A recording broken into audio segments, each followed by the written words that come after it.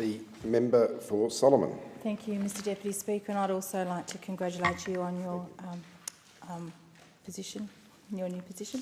Mr Deputy Speaker, I would like to table seek leave to table a letter that I received from a Northern Territory constituent last night. Is leave granted? Leave is granted. Thank you.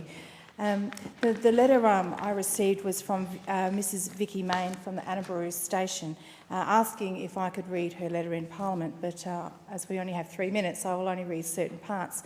She says to me, "If you truly care about the welfare of animals destined for export, then please read my message and then take the time to think long and hard about the bigger picture to the debate. If you think my words are a waste of breath, then think of this.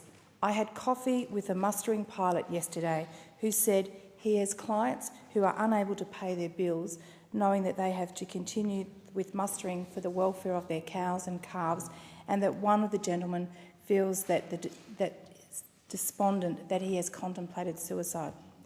The live export industry not only involves the welfare of animals, but human life too.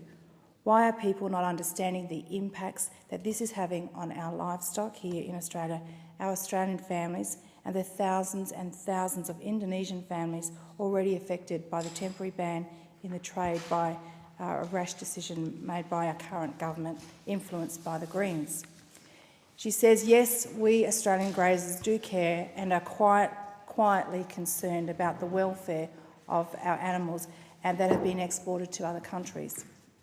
But if you ask yourselves this, if Australia turns their back on live export, what other country will continue with Australia's efforts to ensure the welfare of animals exported from other countries?" She says the Greens are pushing ahead in federal parliament to ban live export, and she asked this question: if the government and the people of Australia push forward with live export ban, what will happen to the welfare of over 1 million cattle and sheep here in Australia, and what will happen to their families involved? Are Australians happy to watch cattle and sheep die of a slow, painful death as they starve due to overstocking of their paddocks because the government decides to close the door on live export? She asked, and are Australians happy to watch as Australian graziers take their own life because they are so ashamed that they cannot provide fodder and water for their livestock or financial support for their families?